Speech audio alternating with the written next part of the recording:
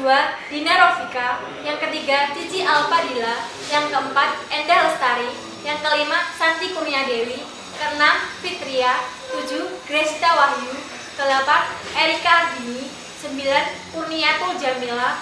10, Romafi Dwi Ayu. Di sini kami dari kelompok 4 akan membahas tentang perencanaan dan manajemen strategi. Terima kasih. Terima kasih atas kesempatannya. Saya di sini akan menjelaskan tentang tujuan pembelajaran. Yang pertama, meringkas langkah-langkah dasar setiap proses perencanaan. Kedua, menjelaskan bagaimana perencanaan strategis harus diintegrasikan dengan perencanaan operasional dan teknis.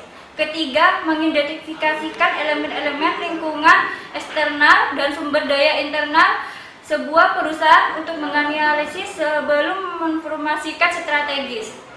Yang keempat, mendefinisikan kompetensi inti dan menjelaskan bagaimana kompetensi inti menjadi dasar untuk strategis bisnis. Kelima, meringkas bentuk-bentuk pilihan strategis korporat. 6.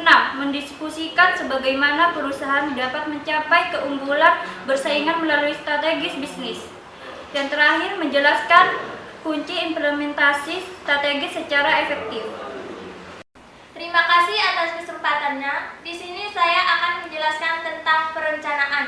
Perencanaan yaitu proses yang disengaja dan sistematis untuk membuat keputusan berkenaan dengan tujuan dan aktivitas di mana individu, kelompok, unit kerja, atau organisasi akan meraih masa depan.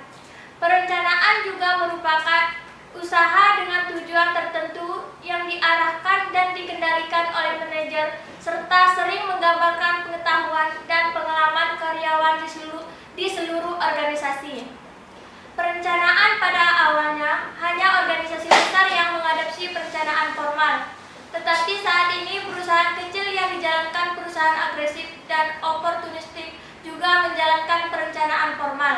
Seperti contohnya, kita ingin membangun sebuah rumah atau gedung, sebelum membuatnya kita pasti akan membuat desain perencanaan untuk desain rumah tersebut. Contoh analisis situasional yaitu jika Anda adalah sebuah manajer di sebuah majalah yang mempertimbangkan untuk merilis publikasi olahraga untuk pasar remaja. Jadi analisis Anda termasuk beberapa faktor seperti jumlah remaja yang berlangganan majalah, daya tarik pasar remaja untuk pengiklanan, kemampuan perusahaan untuk melayani pasar secara efektif, kondisi ekonomi saat ini, tingkat ketertarikan remaja kepada olahraga, dan majalah olahraga yang telah Anda pasar beserta penjualannya. Analisis yang terperinci seperti itu akan membantu Anda untuk memutuskan apakah yang akan meneruskan langkah selanjutnya untuk merilis majalah. Perencanaan strategi. Rencana strategi memiliki orientasi eksternal yang kuat dan meliputi bagian yang besar di dalam organisasi. Eksekutif senior bertanggung jawab dalam mengembangkan dan mengeksekusi rencana strategi, meskipun biasanya mereka tidak memformulasikan atau mengimplementasikan seluruh rencana secara individu.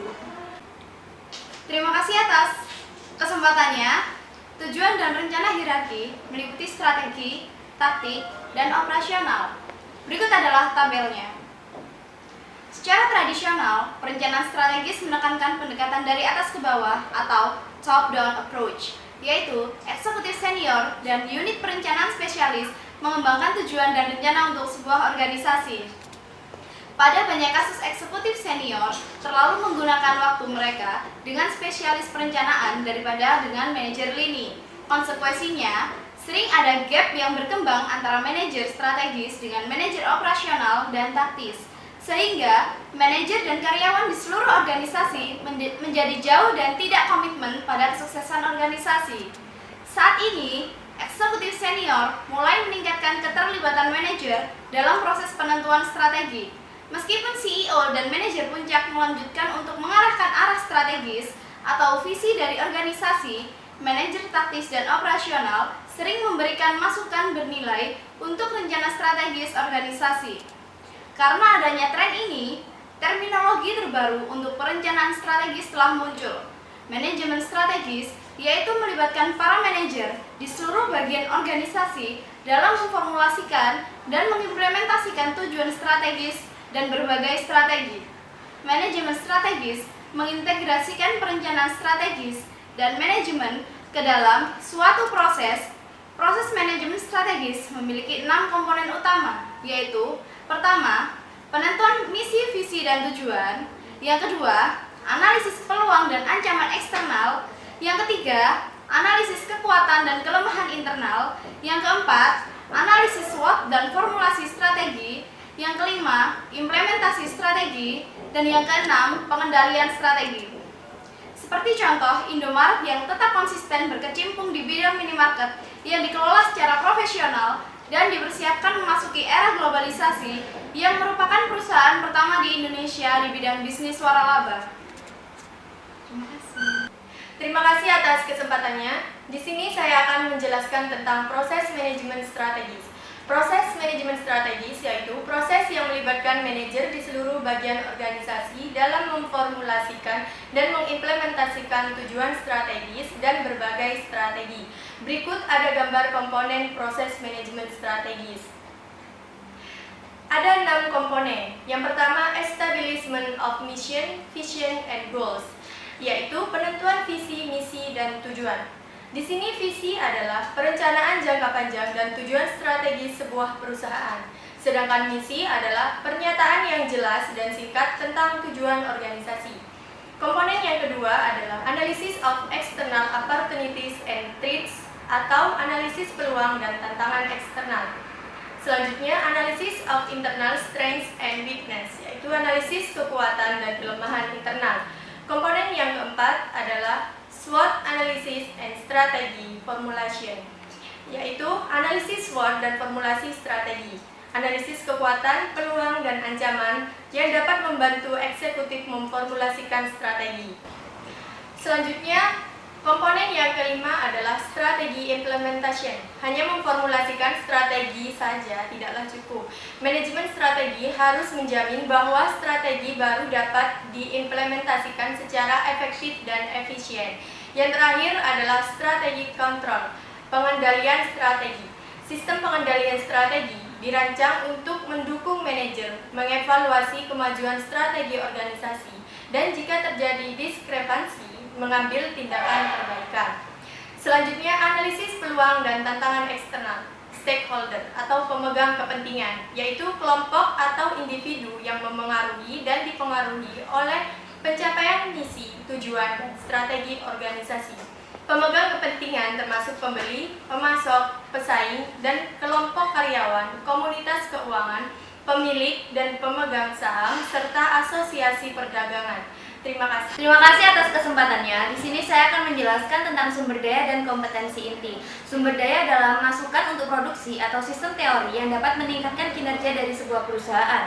Sumber daya dibagi menjadi 2 kategori. Yang pertama adalah aset berwujud seperti perumahan, fasilitas produksi, bahan baku, dan sebagainya. Yang kedua adalah aset tak berwujud seperti reputasi perusahaan, budaya, pengetahuan teknis, dan hak cipta. Contohnya perusahaan Walt Disney mengembangkan perencanaan strategisnya pada kombinasi aset berwujud seperti hotel dan taman dengan aset tak berwujud seperti pengakuan merek, karyawan berbakat, dan budaya yang berfokus pada pelayanan konsumen. Sumber daya memiliki banyak keunggulan bersaing jika berada di lingkungan tertentu. Yang pertama, jika sumber daya membantu penciptaan nilai konsumen, yaitu apabila sumber daya dapat meningkatkan kemanfaatan konsumen yang dihasilkan dari produk atau jasa yang dibandingkan dengan biaya yang dikeluarkan, maka sumber daya akan menjadi keunggulan dalam bersaing.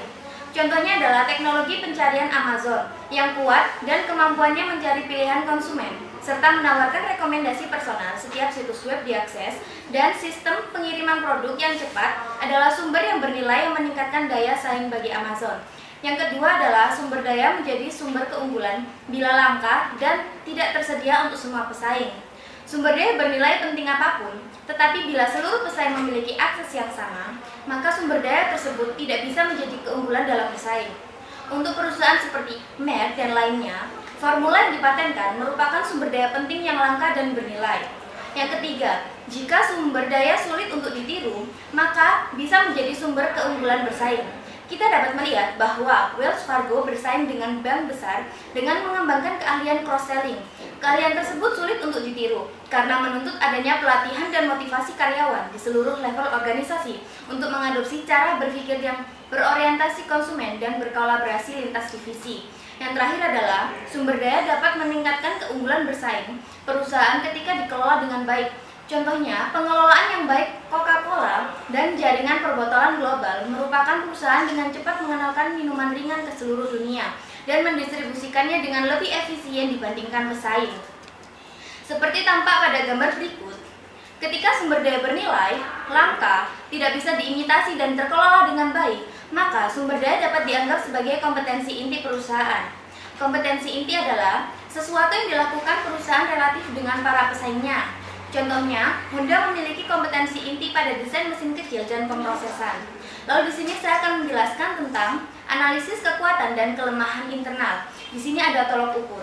Tolok ukur yaitu sebuah proses penilaian seberapa baik fungsi dan keterampilan perusahaan dibandingkan dengan perusahaan lain.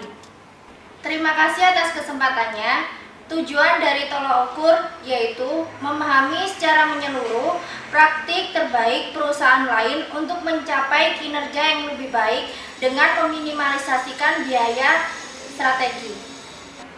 Analisis SWOT. Analisis SWOT yaitu perbandingan kekuatan, kelemahan, peluang, dan ancaman yang dapat membantu eksekutif untuk memformulasikan strategi. Terima kasih atas kesempatannya. Di sini saya akan melanjutkan presentasi rekan saya. Di sini saya akan mempresentasikan tentang ringkasan strategi korporasi yang terdiri dari beberapa bagian. Yang pertama, vertikal integrasi. Vertikal integrasi mengacu dua bagian. Yang pertama, jaringan penawaran. Yang kedua, mengacu pada jaringan distribusi vertikal. Vertikal integrasi sendiri yaitu akuisisi atau pengembangan bisnis baru yang menghasilkan bagian atau komponen produk organisasi. Contohnya, perusahaan gabungan. Misalnya, produsen mobil bergabung dengan produsen mobil lain. Selanjutnya, konsentrasi mengacu pada dua bagian konsentrik, diversifikasi dan konglomerat. Diversifikasi diantaranya dua ini bertolak belakang konsentrik. Diversifikasi adalah strategi yang digunakan untuk bisnis baru di kalangan pasar atau aktivitas, sedangkan konglomerat tidak berkaitan dengan pasar atau aktivitas. Selanjutnya akan dilanjutkan oleh rekan saya. Terima kasih atas kesempatannya. Di sini saya akan menjelaskan mengenai matriks BCG. Apa itu matriks BCG? Matriks BCG adalah salah satu teknik yang cukup terkenal untuk menganalisis strategi korporasi untuk mengelola portofolionya. Contohnya yang sudah diterapkan seperti yang dikembangkan oleh Boston Consulting. Berikut adalah gambar matriks BCG. Pada kuadran pertama terdapat question marks atau tanda tanya. Yang dimaksud yaitu pada kuadran pertama di sini terdapat pertumbuhan pasar yang cukup tinggi serta posisi persaingan yang lemah. Contohnya pada kuadran ini perusahaan membutuhkan investasi untuk meningkatkan posisi perusahaan tersebut. Pada kuadran kedua disebut sebagai stars atau bintang. Pada kuadran ini terdapat pertumbuhan pasar yang cukup tinggi dan posisi persaingan yang kuat. Pada kuadran ini perusahaan mensyaratkan investasi yang besar karena pada investasi yang besar akan menghasilkan hasil yang besar pula.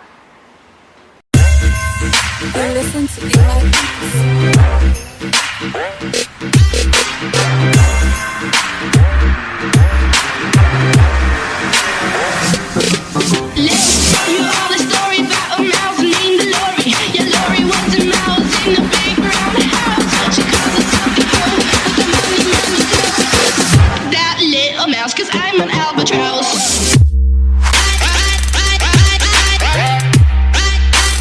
I'm an albatross.